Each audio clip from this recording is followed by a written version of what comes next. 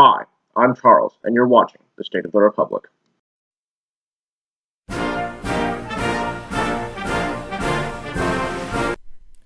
This week was, frankly, one of the most terrifying weeks I've lived through so far in my life. In light of recent events in Charlottesville, Virginia, I've decided to air a special report on the history of the Southern strategy and Republican racism, so that we may better understand the societal conditions that have led us to the place we are now.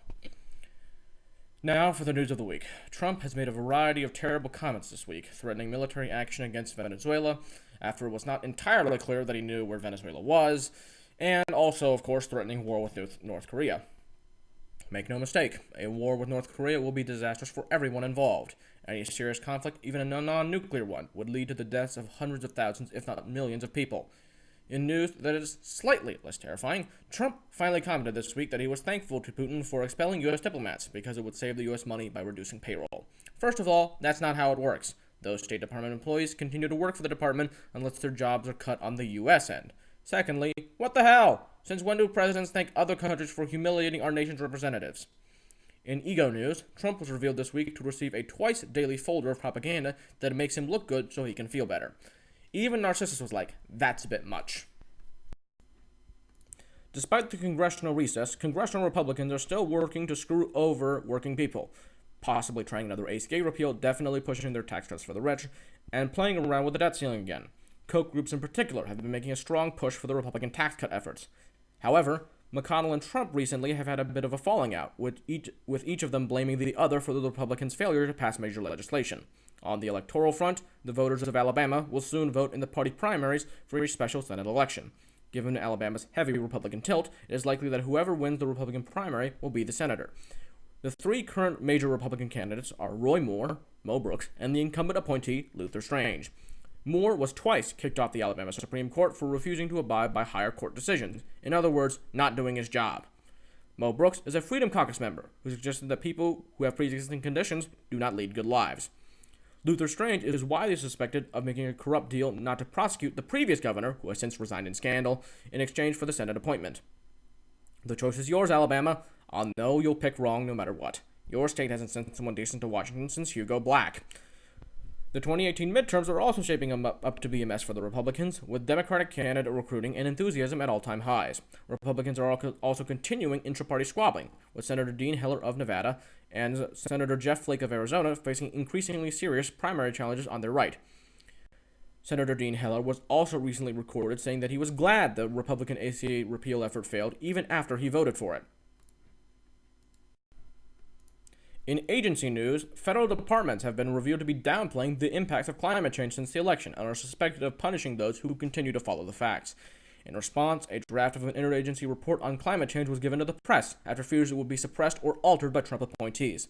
The Department of Justice, under Jefferson Beauregard Sessions III, switched sides to back a voter purge in Ohio. Republican elected officials conduct purges of this kind to suppress the votes of minorities and poor people, with many states doing so, and the most prominent example being Florida in 2000, with Katherine Harris and her completely erroneous Texas-Florida felon purge list. On the continuously unfolding Russia scandal, former Trump campaign manager Paul Manafort's home was revealed to have been raided by federal agents looking for financial records and information last month. Manafort has also switched legal counsel recently to a firm that specializes in, among other things, financial crimes.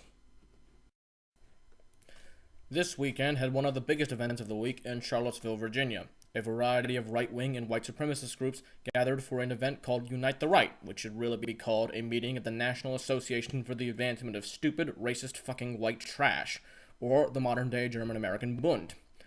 Clashes were started by the right-wing assholes, the area was cleared by police, and Governor McAuliffe has declared a state of emergency. About 2 hours after the first clashes, a car ran into a crowd of peaceful counter-protesters, with 1 dead and 19 injured. The domestic terrorist in question is, of course, a registered Republican, and evidence indicates that he is a Trump supporter and white supremacist. The DOJ has already opened a civil rights investigation into this case. Furthermore, 2 police officers were killed in Charlottesville when the helicopter they were flying crashed. While details were harder to come by for that incident, it is believed that it was related to the civil unrest. Most Republican officials have made strong statements of condemnation about this act of domestic terrorism. However, Republicans of the past decades have either ignored or endorsed the racism and bigotry that have made the tragic events of this day possible.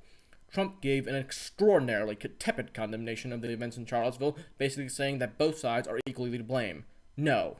The responsibility for these events, these murders, and these unrest lies solely with the gang of racist morons who, without realizing, make a really great case for the inferiority of white people.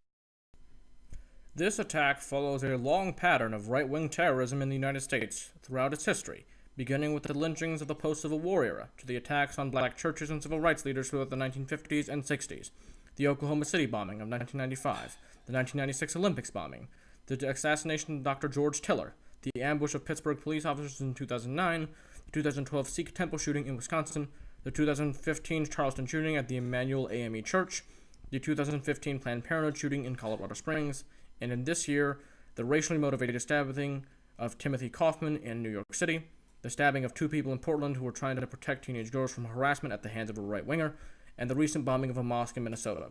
These are just some of the acts of violence committed by the right against the people of this country. A 2017 GAO report concluded that 73% of fatal extremist attacks since 9/11 were committed by right-wing extremist groups. Our nation's greatest enemies are not North Korea, or ISIS, or Russia, or any other foreign group or ideology. They are the enemy within of right-wing terrorists. They are criminals and extremists who seek to destroy our nation and its institutions. No effort should be spared to defeat their efforts and bring them to justice. But by far, the biggest news of the week is that a recent poll indicates a majority of Republicans would support the delaying of the 2020 presidential election if Trump said we should. American elections have always continued on schedule, even during the height of America's Civil War. To suspend or even postpone our elections is deeply undemocratic, un-American, and spits on the graves of all those in history who sacrificed for our country. Thank you for watching the program. Be sure to like, comment, and subscribe for more interesting content.